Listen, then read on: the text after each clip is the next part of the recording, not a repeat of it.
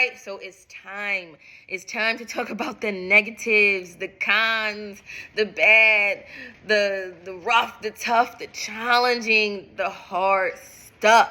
So I'm about to share with y'all the top 5 things of why it's hard being married to an entrepreneur. Of course, there's more, but I'm just gonna focus on my top 5 right now.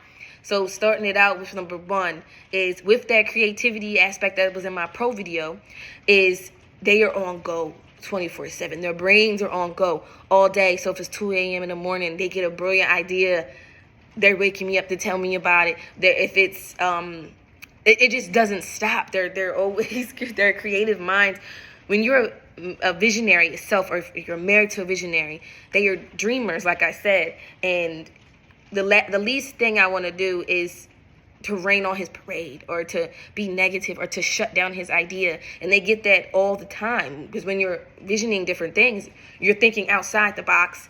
And the last person I want to be is the person to shut it down and to be negative about it. And they could take that, I guess my realistic side, like, wait, hold on, how are we going to do this? They can kind of take that as a negative when it's not. So that can be kind of challenging, because we could kind of just have our differences, because I'm constantly trying to rein him back in sometimes. When he's out there thinking of all this stuff, I'm like, okay, come back down here. Let's see how we're going to make this work. Let's kind of lay it all out. I'm more the process, decide how we're going to do this. They ready to go. The visionaries are ready to implement. They pull the trigger fast. They don't think about stuff. I'm a marinator. I like to sit on things, think about it. They are just, they shoot first, ask questions later. So that is a con for me. The next one is just, along with that flexibility and the adventure aspect I said in a previous video, is when you're not tied down to a desk and you don't have that 9 to 5, you don't have that luxury of coming home and just relaxing and sitting back home, clocking out. You don't have a clocking out. When you're an entrepreneur, you work 24/7. Your job, it never closes, because you have to be available. There's issues popping up. You have to be able to be reachable and be able to fix different problems that come up. For us, we do real estate and different things like that. So you have to be available, and you have to be, it's difficult because you can't shut down.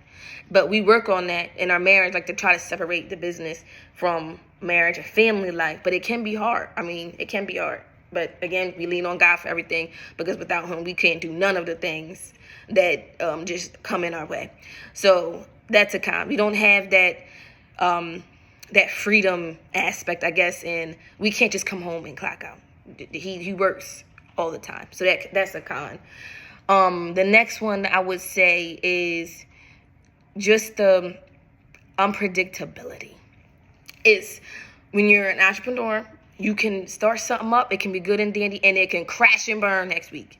It can fail, it can flop, and it's unpredictable. And if you're in real estate, you know how that goes already. It can be unpredictable.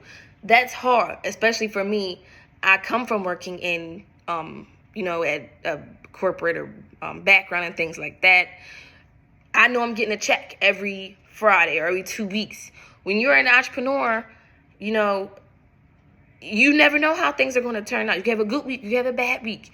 It's unpredictable. It's unpredictable. And depending on what, I guess, where you're at in your business, is challenges. And, if you're like really, really successful or been doing it for, 30 plus years, and you got everything down to a T, then maybe you're not on this wouldn't be an issue for you. But right now, it's hard, because things are just unpredictable in itself. And then the next thing I would say is the stress. The stress, and that's probably the biggest one. The stress of it all, when you got to carry such a weight, because this is your business. When you create your own business, it's your baby. You have to feed it and nurture it so it can grow. And then you have other people around you, like me. He has me around him to grow it. So it can be challenging. It can be stressful, and it can be hard just on the mental state. It can be hard on the body. You're relying on yourself. You're believing in yourself. So that just has its challenges in there. So I'm just always making sure, like, he gets his breaks. We have our time. We have our date nights. We have different things we do to make sure he's not getting too overloaded with the stress of having a whole business on your back. It's tough. And then the last thing I would say about being an entrepreneur is people are con and being married to one. And it's just people, they tend to have assumptions and just assume different things about where you guys are at. They like to predict, or they like to assume everybody's status is, oh, so-and-so has his own business and this and that. He's set, he's this and that. Like, I can't, that's such a con. And again, it falls back on this a con for me, because it's, you don't know our status. You don't know where we are. You don't know the things we have to walk through. You don't know, like, all you see is the outside. You don't know what goes on behind the scenes. And it's hard for people who aren't in this realm of the entrepreneur side, because they see the, I guess, what's on the outside. They don't see what really goes on. And it's hard. It's hard because they assume all the time. And with those assumptions, it can be negative, it can be positive, but it's a con for me, because you don't know everybody's situation, and you don't know everybody's.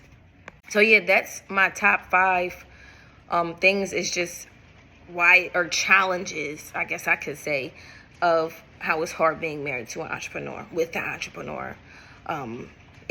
It has its cons, and I couldn't go on, but I just did the 5, and I'm actually gonna do another video really elaborating on different things. I might even like break it down by sections and give examples and give different things like that. But it is hard, and it's not easy. Being an entrepreneur itself is not for the weak. You have to be strong. You have to have a strong just strength about you, because you're going to get a lot of no's. You're going to get the door closed on you a lot. You're going to get a lot of challenges. And that's why when people don't make it, like when they open up their own businesses, they let one no deter them from what could be an amazing opportunity or an amazing life-changing thing that they could begin. So you have to be strong. You have to have a great support system. You have to have a strong faith. If you're a believer, you have to believe, because if you don't believe in yourself and you don't have that foundation, then it is going to be hard. It is going to be challenging, because you got to believe in yourself.